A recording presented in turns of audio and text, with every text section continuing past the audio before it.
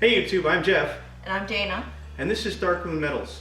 And today's video is actually going to be all about Dana. Lately we've been getting a lot more engraving work in, and because of the way things are set up in the shop and we're in such close quarters, she does need a few of her own tools that she can rely on to have accessible. A press, for example. When we make the pewter pendants, we flatten them slightly in a press so that both sides are completely smooth so she can engrave them.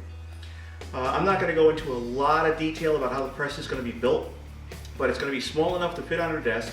It's going to have a maximum capacity of about 6 to 8 tons, depending on the bottle jack, and it's going to really allow her to do things without having to wait for me to get stuff done. So, you ready to get started? I think so.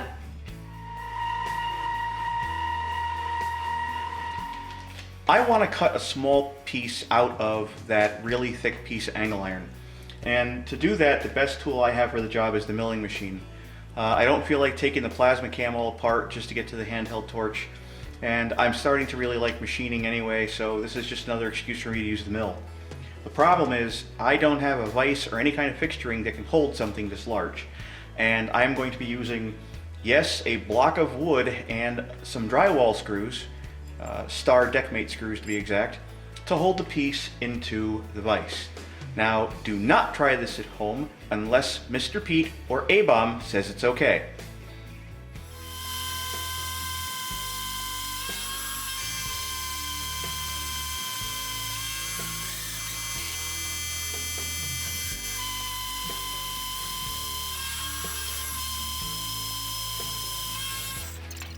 Alright YouTube, I'm going to stop right here and say that yes, this is working. There's a lot of vibration going on. I wish this mill weighed a lot more than 800 pounds. As you know, I wish I had a full-size Bridgeport, but I'm doing this because it's the only process I have right now that's available to me, because the plasma cam is being used for other things and actually set up for another project. So, is it working? Yes. Would I recommend it? No. The milling portion is done. I did take several passes, probably 100 thousandths to 125 thousandths deep each pass max. And I should also mention that I did conventional milling only because climb milling would have been so much more vibration, at least in my experience with this particular mill. It would not have been, it wouldn't have been safe. In fact, I'm already operating in the realm of extremely sketchy, so I just stuck with what I knew and got through the task. Now that the milling operation is done, I can explain how all this is going to be put together. I have all the other parts cut. They're not all in frame here because I'm kind of limited how I'm shooting today. But the angle iron, if you're interested, it is 6 by 6, it's 10 inches long, and it has a wall thickness of 1/2 inch.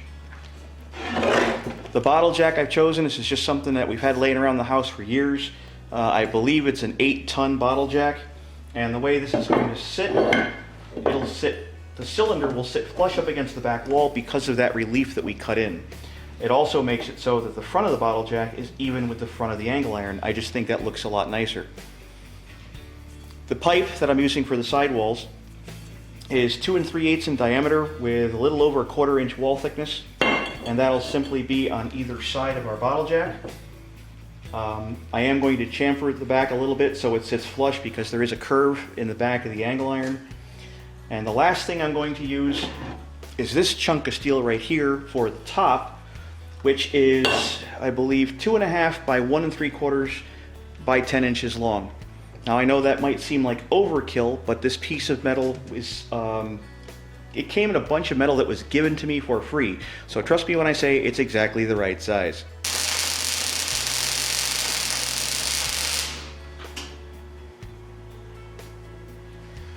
Alright guys, the welding is nearly done.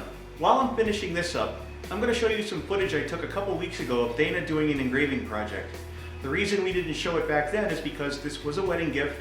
Actually it was an anniversary gift, and it's for a friend of mine who I met through the YouTube named Dave Calabretta.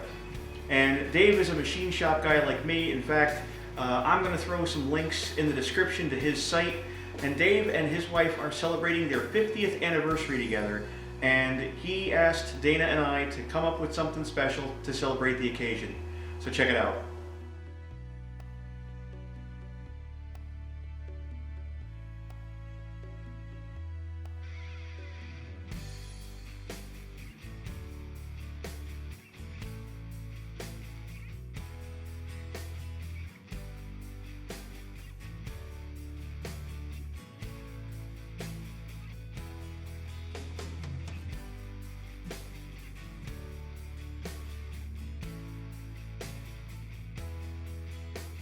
There you have it, YouTube.